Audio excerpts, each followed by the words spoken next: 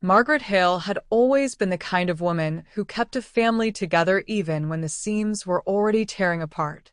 At 61, she carried herself with quiet dignity, the kind that came from decades of putting everyone else first. For most of her life, she had been known as Daniel Hale's wife, the dependable partner behind a successful architect whose building stood across half the state. But Daniel had been gone for 9 months now, and the house that once echoed with laughter, arguments, and late-night conversations had become unbearably quiet. Her 2 children insisted that she shouldn't stay alone. They called often, at least they appeared to, but their conversations were usually rushed, squeezed between meetings or school pickups. Still, Margaret convinced herself that they cared. They had to. She had spent her entire life making sure they never lacked anything. When Daniel died, the life insurance settlement had been generous. Margaret hadn't thought about the money much. To her, it simply represented security. But to others, it represented something else entirely. That spring she decided to do something bold. Instead of sitting alone in the big house in Connecticut, she planned a family getaway, an extended trip that would start with a Mediterranean cruise and end with a stay at a private coastal resort in southern Italy. She imagined long dinners, shared laughter, and the chance to reconnect with the people she loved most. Her son, Michael, was the first to respond to the invitation. "Mom, that sounds amazing," he said over the phone. "You don't have to do something that big, though." Margaret laughed softly. "I want to." Michael didn't argue further. Her daughter, Laura, had a slightly different reaction. "A cruise?" Laura said thoughtfully. "Well, the kids would love it." Within a week, everyone had agreed. Michael and his wife Brittany would come. Laura would bring her husband Mark and their 16-year-old daughter Chloe. Margaret felt a quiet thrill of anticipation as she finalized the bookings. The cruise ship was enormous, more like a floating city than a vessel. Marble staircases, glass elevators, chandeliers that shimmered under soft golden lighting. When Margaret first stepped on board, she felt a small spark of excitement she hadn't experienced in years. For a moment, she imagined Daniel standing beside her, smiling with approval. "You deserve this, Maggie," he would have said. The first 2 days passed peacefully. The family explored the ship, visited the spa, watched movies on the outdoor deck. Margaret paid for everything happily: meals, excursions, souvenirs for the grandchildren. But by the third evening, something began to shift. That night, they had reservations at the ship's most elegant restaurant. Margaret arrived a little late after spending time watching the sunset from the upper deck. The ocean had been calm, the sky streaked with violet and gold. When she approached the restaurant entrance, a waiter guided her through the dining room. Her family sat at a table near the back. They hadn't noticed her yet. Brittany was leaning forward slightly, speaking in a low voice. "She doesn't suspect anything," Brittany said. Michael chuckled quietly. "Of course she doesn't." Margaret slowed her steps without meaning to. Laura spoke next. "We just have to be patient. Once everything is arranged legally, things will be easier." Margaret felt a sudden chill run through her chest. Brittany continued. "I mean, honestly, how long is she going to manage that huge house alone anyway? She'll eventually need assisted living. When that happens..." Her voice trailed off, but the meaning was clear. Michael tapped his glass with his finger thoughtfully. "That's why we need power of attorney sooner rather than later." Margaret stood frozen, several steps away from the table. The words struck like cold rain. For years she had defended her children to anyone who criticized them. She had told friends how loving they were, how thoughtful. Now she realized something painful.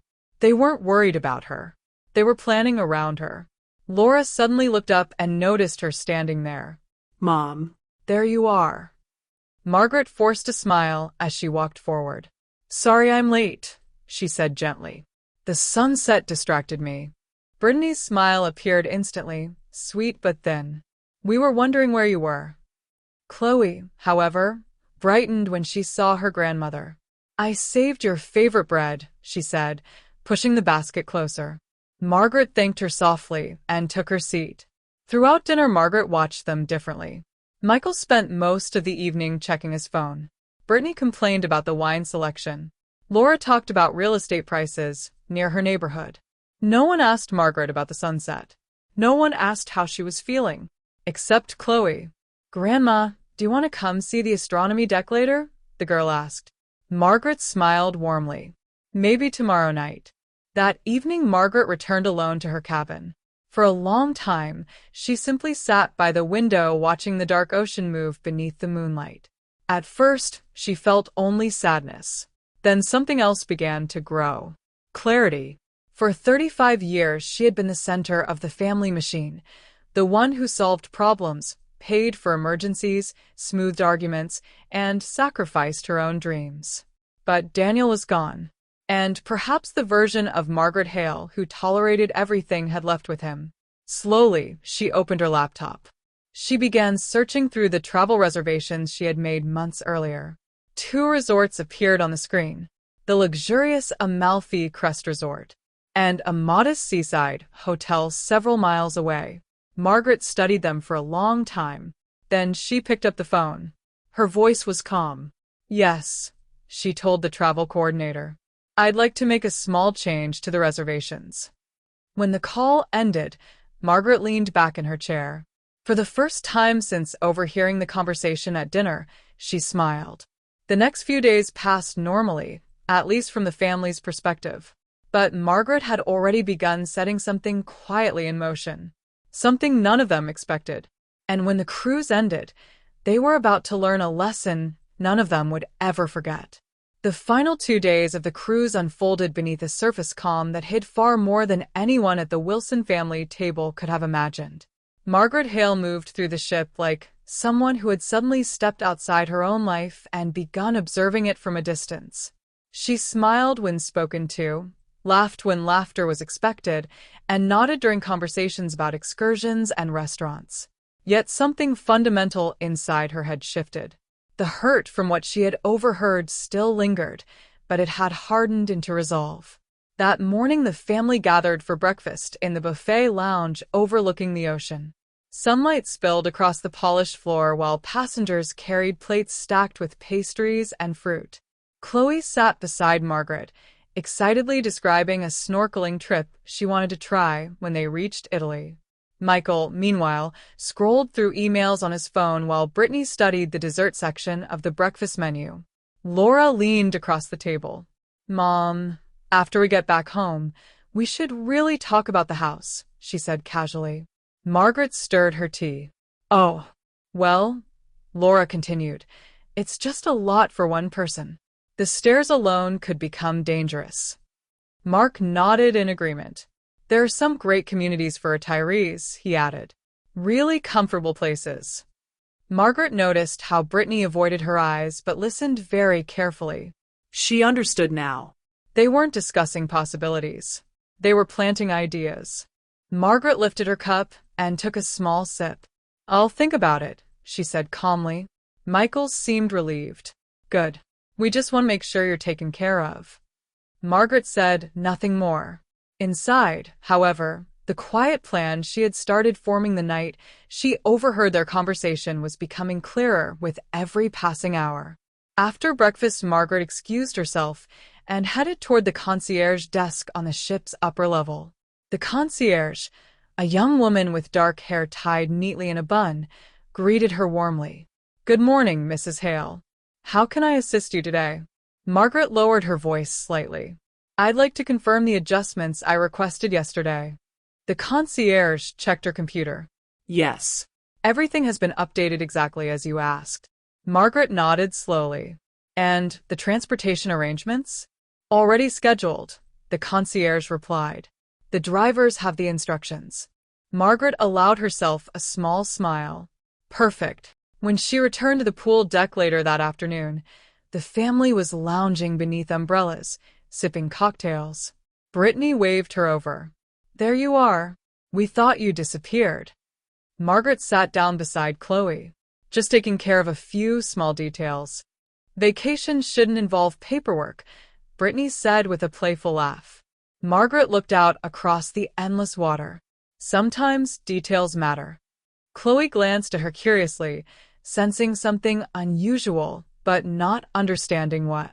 That evening the ship hosted a farewell dinner for passengers who would disembark the following morning in Naples. The dining hall sparkled with candlelight and soft music. Margaret wore a deep emerald dress she had bought on the ship the day before. It was bold compared to her usual style. Chloe noticed immediately. "Grandma, you look amazing." Margaret laughed softly. "Thank you, sweetheart." Laura studied the dress with mild surprise. "That's different for you. Maybe I'm trying something new." Michael raised his glass halfway through dinner. "To Mom," he said, "for organizing this whole trip." Everyone lifted their glasses. Margaret smiled politely while the crystal chimed. They believed they understood the situation. They believed they understood her. But tomorrow morning would reveal otherwise. Later that night, Margaret returned to her cabin and prepared the final pieces of her plan. She printed several documents at the ship's business center and placed them neatly into 6 envelopes. 5 were labeled with family members' names. The 6th she kept for herself. As she sealed the envelopes, another passenger sat at the computer beside her, a woman perhaps close to Margaret's age with silver-streaked hair and bright, confident eyes. "Preparing for tomorrow?" the woman asked. "Something like that," Margaret replied. They introduced themselves. The woman's name was Judith Harper. She too was traveling alone. "My husband passed 3 years ago," Judith explained. "My children thought I'd collapse without them managing my life." Margaret raised an eyebrow. "What happened?" Judith grinned. "I sold the family house, moved into a downtown apartment, and spent 6 months traveling Europe." Margaret couldn't help smiling. "And your children?" "They survived the shock." Margaret thought about that long after they parted ways. Perhaps families sometimes needed a little shock. The next morning arrived bright and warm. Passengers gathered near the gangway as the ship docked in Naples. Luggage rolled across the floors while announcements echoed overhead. Margaret waited calmly in a lounge chair while her family finished their packing. Michael arrived first. "Ready to go, Mom?" "Almost." One by one the others joined them. Brittany complained about the long line forming near the exit while Laura tried to keep Chloe from wandering off toward the souvenir shop. Margaret reached into her handbag and pulled out the stack of envelopes. "I have something for each of you," she said. Michael frowned slightly. "What's that?" "Just some information for our next destination." She handed an envelope to each person. They tucked them away without opening them, distracted by the disembarkation process. Margaret watched quietly. The moment she had imagined all night was approaching. 30 minutes later, the family stood outside the cruise terminal beneath the warm Italian sun. Dozens of drivers waited nearby holding signs for arriving passengers. A tall driver stepped forward holding a sign that read, "Hail Family." Margaret approached him. "Yes, that's us." The driver checked his list. "Mrs. Hale, I have instructions to transport 5 guests to Marina Coast Hotel and 1 guest to Amalfi Crest Resort." Michael blinked. "That can't be right." Brittany stepped closer. "We're all going to Amalfi Crest." The driver shrugged politely. "Perhaps you should check your documents." Margaret folded her hands calmly. "Yes," she said gently. "Why don't you open the envelopes?" One by one they did. Michael read first. His face changed instantly. "Marina Coast Hotel?" Laura frowned. "Mom, what is this?" Margaret opened her own envelope and showed them the reservation inside. "My stay is at Amalfi Crest." Silence spread across the curbside pickup area. Brittany's expression hardened. "This has to be a mistake." "No mistake," Margaret said calmly. Michael looked stunned. "But why would you change it?" Margaret lifted her sunglasses and met his eyes. "Because sometimes arrangements need to reflect reality." Laura shook her head in disbelief. "We were all supposed to stay together." Margaret glanced toward the waiting car that would take her to the luxury resort. "Yes," she said quietly. "That was the original plan." And for the first time since the cruise began, her children realized something they had never considered before. Margaret Hale was no longer playing the role they expected. She had changed the rules. For several long seconds after Margaret finished speaking, no one moved. The busy terminal buzzed with activity around them, tourists greeting drivers, suitcases rolling across pavement, engines starting. But inside the small circle of the Hale family, everything had fallen into a stunned silence. Michael looked down again at the reservation paper in his hand, as if reading it a second time might somehow change the words. Marina Coast Hotel. 5 guests. Laura spoke first, her voice uncertain. Mom, I think there's been a misunderstanding. Margaret adjusted the strap of her handbag calmly. There hasn't. Brittany stepped forward, her polite smile already thinning. Margaret, I'm sure this can be fixed. Let's just call the resort and explain. Michael had already pulled out his phone. I'll handle it. He walked a few steps away and dialed the number printed on the reservation confirmation. The others watched him anxiously. Margaret, meanwhile, simply waited. The Mediterranean sun warmed the stone pavement beneath her feet. A soft sea breeze drifted in from the harbor carrying the scent of salt and diesel fuel from the boats. It was a beautiful morning. Several minutes passed before Michael returned. His expression had changed. Well, Laura asked. Michael exhaled slowly. They confirmed both reservations. Brittany frowned. So the Amalfi Crest suite is booked for 1 guest only, he said. Mom. And Marina Coast is booked for the rest of us. Laura blinked. But that's ridiculous. Margaret spoke quietly. Marina Coast is a lovely hotel. Brittany's voice sharpened. It's a 3-star hotel. 4 stars, actually, Margaret corrected gently. Michael rubbed the back of his neck. Mom, why would you do this? Margaret glanced at Chloe. The girl looked confused but not angry, simply trying to understand what was happening. Margaret softened her tone slightly. It's a long drive to the resorts, she said. You should leave soon if you want to arrive before lunch. Mom, Michael said firmly. You're not answering the question. Margaret met his eyes. I will, just not here. The driver cleared his throat politely. Mrs. Hale, your car is ready whenever you are. A sleek black sedan waited a few meters away. Margaret lifted her suitcase handle. I'll see you all later this evening. Later? Laura asked. Yes. You're welcome to visit. Brittany crossed her arms. You expect us to drive an hour just to visit you? Margaret smiled faintly. I'm sure you'll manage.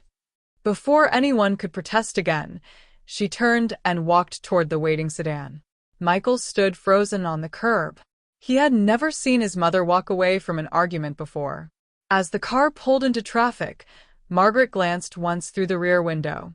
Her family remained standing on the sidewalk, confused, irritated, and slowly realizing they had lost control of the situation. For the first time in many years, Margaret felt something unexpected. Freedom. The drive along the Amalfi Coast was breathtaking. Cliffs dropped sharply into deep blue water while white villages clung to the mountainsides like scattered pearls. Lemon groves covered the hills, their bright fruit glowing beneath the sunlight. Margaret rested her head lightly against the window and watched the scenery pass.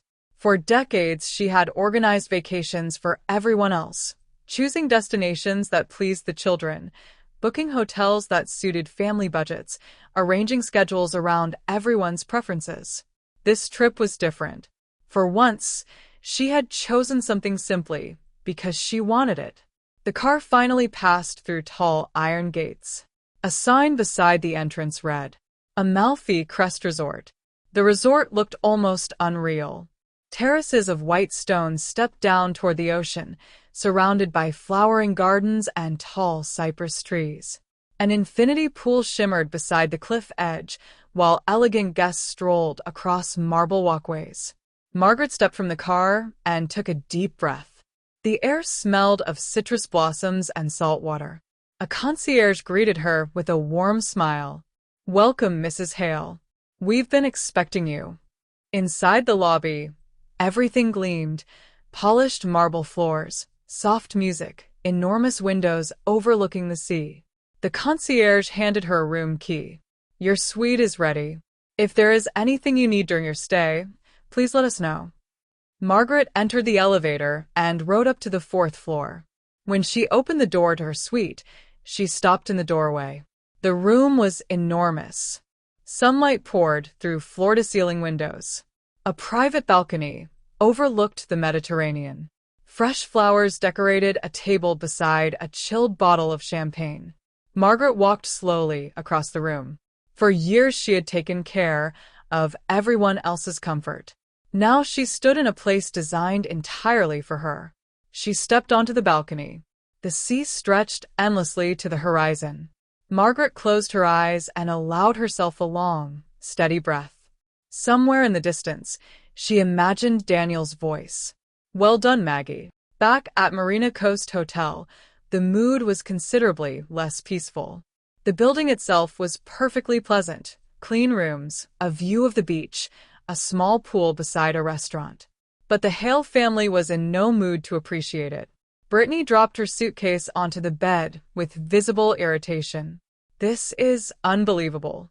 Michael sat heavily in a chair. I don't understand what she's trying to prove. Laura paced near the window. Mom has never acted like this before. Mark leaned against the wall thoughtfully. Well, maybe that's the point. Brittany scoffed. What does that mean? Mark shrugged. Maybe she's tired of being predictable. Michael looked up sharply. You think we did something wrong? No one answered immediately. Chloe sat quietly on the edge of her bed. She had been replaying the events of the morning in her mind. Finally, she spoke. Maybe Grandma heard something. The room went silent. Brittany turned toward her. What are you talking about? Chloe hesitated. On the cruise, you guys were talking about Grandma's house one night. Michael frowned. Lots of people talk about real estate. Chloe shook her head slowly. It didn't sound like that. Laura looked uneasy now. What exactly did we say? Chloe's voice was quiet. You said she'd probably end up in assisted living soon, and that it would be easier if someone handled her finances. Brittany's face tightened. That conversation was private. Chloe met her gaze. Maybe Grandma heard it. Michael leaned back in his chair. For the first time since leaving the cruise ship, doubt crept into his mind. Had Margaret overheard something? Had they underestimated her completely? He stared at the reservation paper again. And suddenly, he began to suspect something unsettling. This wasn't an accident. It was a message. That evening, just after sunset, Margaret sat at a small table on the terrace restaurant of Amalfi Crest. The sky glowed orange above the sea. She had just finished her dinner when a waiter approached. Mrs. Hale, your family has arrived. They're asking to see you. Margaret set down her glass. Right on time. She stood slowly. Please show them to the terrace lounge. The moment had finally come. And this time, she would not stay silent. The evening air along the Amalfi coast was warm and calm, the sea reflecting the last fading streaks of sunset like molten glass. Soft lights had begun to glow across the terraces of Amalfi Crest Resort, illuminating the gardens and marble pathways with a quiet elegance. Guests spoke in low voices over wine glasses, and somewhere nearby a pianist played a slow, drifting melody.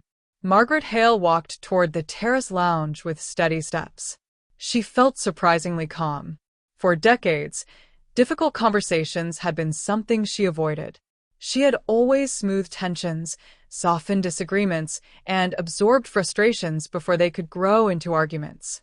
That had been her role in the family for as long as anyone could remember. But tonight would be different. When she reached the lounge, she saw them immediately. Michael stood beside the railing with his arms crossed, his jaw tight. Brittany sat stiffly in one of the chairs, clearly irritated by the surroundings as much as the situation. Laura and Mark sat beside each other, both looking uncomfortable. Chloe leaned against the table, quietly observing everyone. The moment Margaret approached, Michael straightened. Mom. His voice carried frustration, confusion, and something else, uncertainty. Margaret took a seat across from them. Thank you for coming. Brittany let out a short laugh. We didn't have much choice. After what you did this morning. Margaret folded her hands calmly on the table. What exactly did I do? Laura blinked in disbelief. You separated the entire family. No, Margaret replied evenly. I adjusted our travel arrangements. Michael shook his head. That's not the point. Then what is the point? She asked. For a moment no one answered. Finally Brittany leaned forward. The point is that you humiliated us. You made us look ridiculous. Margaret studied her carefully. Did I? Of course you did. Margaret glanced around the elegant terrace. I invited you here to talk, not to argue. Michael ran a hand through his hair, something he had done since he was a teenager whenever he felt overwhelmed. Mom, we just want to understand what's going on. Margaret nodded slowly. That's fair. She paused for a moment, gathering her thoughts. Then she spoke. A few nights ago on the cruise ship, I arrived at dinner a little later than everyone else. Michael frowned slightly, unsure where this was going. Margaret continued calmly. Before I reached the table, I heard a conversation. The tension around the table shifted instantly. Brittany's expression changed first. Margaret watched her. I heard someone say they had only brought me on this trip to secure the inheritance. The air seemed to freeze. No one moved. Margaret's voice remained steady. I heard someone else say I would probably end up in a nursing home soon anyway. Laura's face turned pale. Mark looked down at the table. Michael slowly leaned back in his chair. Brittany tried to speak, but nothing came out. Margaret continued. I heard discussions about power of attorney. Silence fell across the terrace. Even the distant piano music seemed to fade into the background. Finally, Michael spoke quietly. Mom, you must have misunderstood. Margaret met his eyes. I didn't misunderstand. Brittany finally recovered enough to respond. That conversation was taken completely out of context. Margaret tilted her head slightly. What context makes that acceptable? Brittany opened her mouth again, but Michael raised a hand. Stop. His voice was sharper than usual. Brittany looked surprised. Michael turned back toward Margaret. You heard all of that? Yes. And you didn't say anything? Margaret shook her head. What would have been the point? Laura wiped at her eyes quietly. Mom, I'm so sorry. Margaret looked at her daughter. I believe you are. Laura's voice trembled. I didn't think about how it sounded. Margaret sighed softly. That's exactly the problem. She leaned slightly forward. For years I have organized every holiday, solved every problem, paid for every emergency, and supported every decision any of you ever made. No one argued, because it was true. And yet, Margaret continued, the moment your father died, I became something else in your eyes. Michael spoke slowly. That's not fair. Margaret's gaze hardened slightly. Isn't it? Brittany crossed her arms defensively. We were concerned about your future. Margaret nodded. Yes. Your convenience. That's not what I meant. Isn't it? Margaret repeated. The words landed heavily. Michael looked exhausted now. Mom, we were trying to help. Margaret shook her head gently.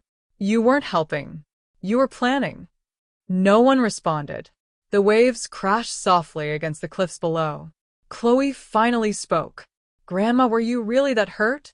Margaret looked at her granddaughter. Yes. Chloe's eyes filled slightly. I'm sorry. Margaret reached over and squeezed her hand. You have nothing to apologize for. She looked back at the others. For years, I made my entire life revolve around this family. And I don't regret that. But I refuse to spend the rest of my life being treated like a problem to solve. Michael nodded slowly. I understand that now. Brittany looked unconvinced. So, this is punishment? Margaret shook her head. No. She gestured toward the ocean. This is perspective. Laura frowned slightly. What do you mean? Margaret explained calmly. For 1 week, I wanted each of you to experience something simple. What? Michael asked. Having someone else make decisions about your life without asking you. No one spoke, because they finally understood. Michael leaned forward. You're right. Brittany looked shocked. Michael. No, he interrupted quietly. She's right. He turned toward Margaret. We treated you like someone whose life we needed to manage. Margaret nodded. And that wasn't our place. Laura wiped her eyes again. I feel terrible. Mark finally spoke. I think we all should. Brittany remained silent, clearly uncomfortable. Margaret stood slowly. I didn't bring you here to make you feel guilty. Then why? Brittany asked.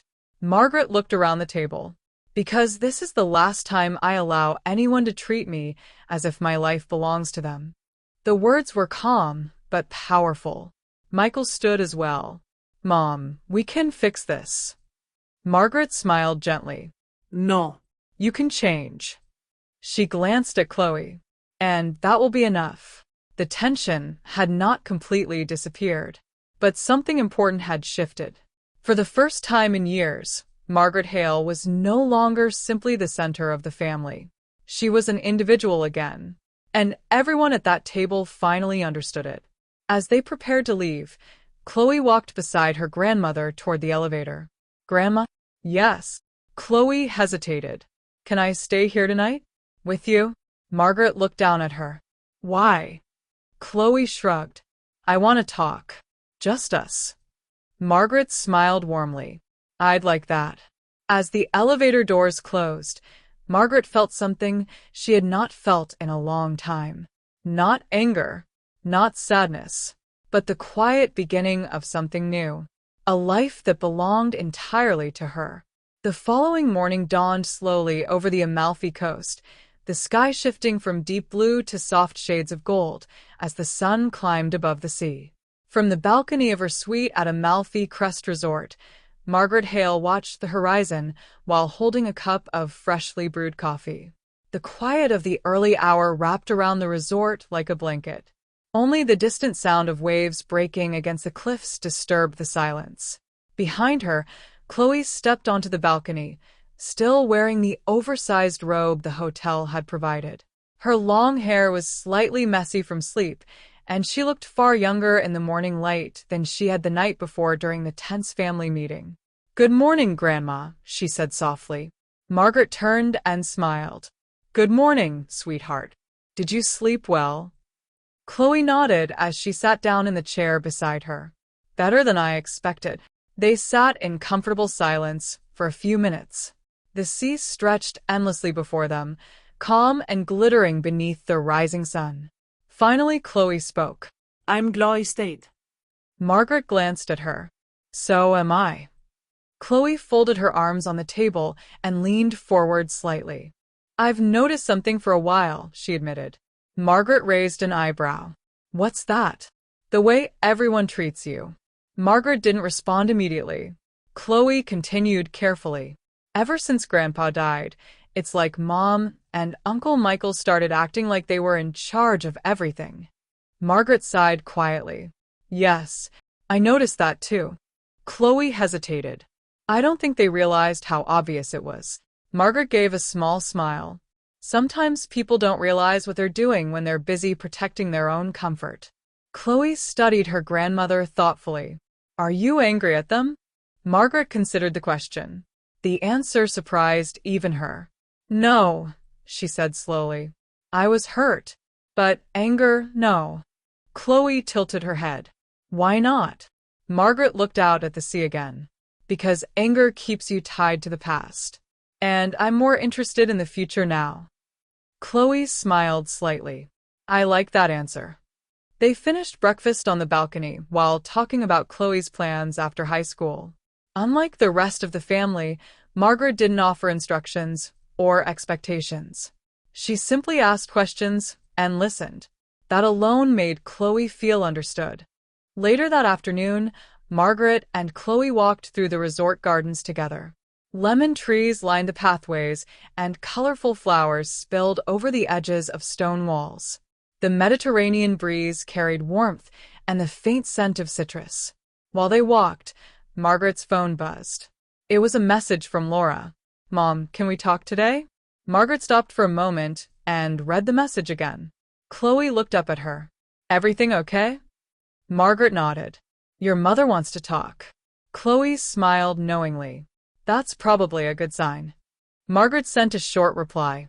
Come by the resort this afternoon. Less than 2 hours later, Laura arrived alone. She looked nervous as she stepped into the lounge where Margaret and Chloe were sitting. Hi, Laura said quietly. Hello, Margaret replied. Chloe stood. I'll go get some lemonade. Margaret watched her granddaughter walk away before turning back to Laura. Her daughter sat down slowly. For a moment, neither of them spoke. Then Laura finally exhaled. I didn't sleep much last night. Margaret waited patiently. Laura stared down at her hands. I kept replaying everything you said. Margaret nodded. That's understandable. Laura's voice grew shaky. I feel awful, Mom. Margaret leaned forward slightly. Why? Laura looked up, tears forming in her eyes. Because I didn't even realize how we were treating you. Margaret studied her daughter carefully. That's true. Laura wiped her eyes. After Dad died, everything felt chaotic. Michael, and I thought we had to step in and handle things. Margaret spoke gently. But you didn't ask if I needed help. Laura shook her head. No. We just assumed. Margaret sighed softly. That assumption hurt more than you realize. Laura reached across the table. I'm sorry. Margaret placed her hand over Laura's. For the first time in years, the apology felt genuine. I know you are. They talked for nearly an hour, not as parent and child in conflict, but as two adults trying to rebuild understanding. Laura admitted something Margaret had never considered. I think we were scared, she said quietly. Scared of what? Laura looked out toward the sea. Losing you too. Margaret felt a small shift inside her chest. Grief had affected everyone differently. Some people had tried to hold on tighter, even when that meant holding on the wrong way. When Chloe returned with drinks, she found both women smiling softly. That evening Michael arrived as well. Unlike Laura's emotional apology, Michael approached the conversation with his usual practical mindset. Mom, he said, sitting down beside them, I've been thinking about what you said last night. Margaret nodded. And you were right. The words came slowly, but they were sincere. I was trying to control a situation that wasn't mine to control. Margaret waited. Michael continued. After Dad died, I kept thinking about everything he handled. The finances, the house, the plans. I thought someone had to take over. And you chose yourself. Michael gave a small, embarrassed smile. Yeah. Margaret asked one question. Did it ever occur to you that I might already know how to handle my own life? Michael rubbed his forehead. Not until yesterday. They shared a quiet laugh. Then Margaret asked the question that still lingered. And Brittany? Michael sighed. She's embarrassed. But she'll come around. Margaret nodded. That's her decision. By the 5th evening of the trip, something unexpected had happened. The family gathered again at Amalfi Crest Resort for dinner. This time, the atmosphere was different. There was no tension. No hidden agenda. Just conversation. Even Mark spoke openly about his own regrets regarding his relationship with his late mother. I wish I'd realized sooner how independent she wanted to be, he admitted. Margaret listened quietly. Later that night they stood together on the balcony watching the sunset over the sea. Chloe slipped her arm through Margaret's. Grandma? Yes. What are you going to do when we go home? Margaret smiled. Live my life. Chloe laughed. That sounds mysterious. Margaret looked toward the horizon. Maybe I'll travel more. Maybe I'll take classes. Maybe I'll buy a smaller place near the city. Chloe looked excited. Can I visit you? Anytime. One by one the family said their goodbyes and returned to their hotel. Michael lingered for a moment at the door. Mom? Yes. I know we can't undo everything that happened. Margaret nodded. But I want to do better. Margaret studied him for a moment before answering. I believe you will. When the door finally closed behind him, Margaret walked out onto the balcony alone. The stars had begun to appear above the dark ocean. For the first time since Daniel's death, the future didn't feel empty. It felt open. Margaret Hale had spent most of her life being what everyone else needed: A wife. a mother, a caretaker. But now, standing beneath the quiet Mediterranean sky, she understood something important. The next chapter of her life would not be defined by sacrifice. It would be defined by choice. And that made all the difference.